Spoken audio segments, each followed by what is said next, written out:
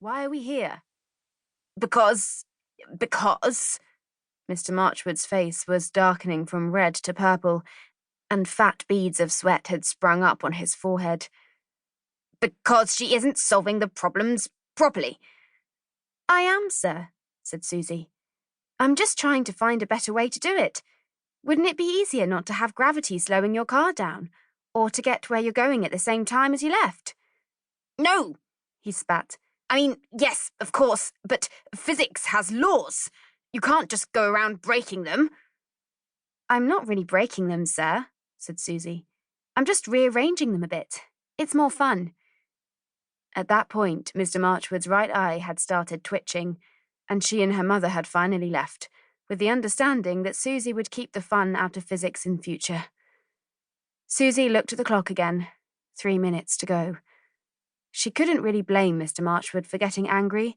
She knew it wasn't very nice having one's perfectly sensible view of the world overturned. After all, that was exactly what had happened to her 2 months ago, when she had woken in the night to find a troll building a railway through her house. The railway was a shortcut for the Impossible Postal Express, a high-speed mail train delivering packages throughout the union of impossible places, a collection of fantastical realms that enjoyed only the most fleeting acquaintance with the laws of normality, as Suzy came to learn. She had been positively offended by the train's existence at first, but as she rode it from the frozen desert of the crepusculan wastes to the haunted depths of the Topaz Narrows and onward to the very heart of the moon, she had learned to adjust her expectations. The laws of physics weren't wrong. Far from it, they had helped her, and the train's crew escaped disaster. Not to mention an army of living statues. But they weren't the neat little answer to all life's questions that she had once thought they were.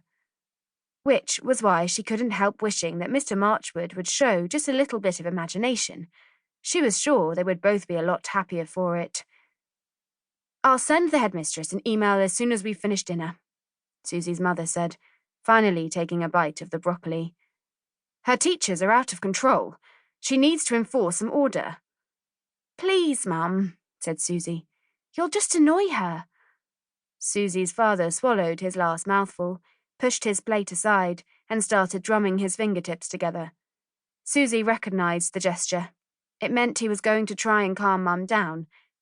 On a good day, he could do it without her even realizing it had happened. On a bad day, however, he only made things worse. Suzy braced herself.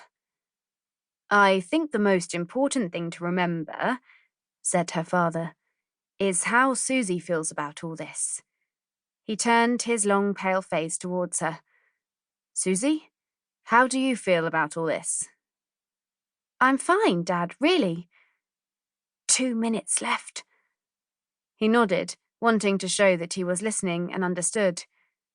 "And you'd tell us if anything at school was weighing on your mind?" "You know I would," she said, happy that she hadn't had to lie.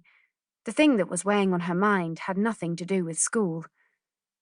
"Of course it's on her mind," said her mother. "Can't you see how distracted she's been lately? Look, she's hardly eaten a thing." She glared accusingly at Suzy's plate, as if the food was somehow complicit in the situation.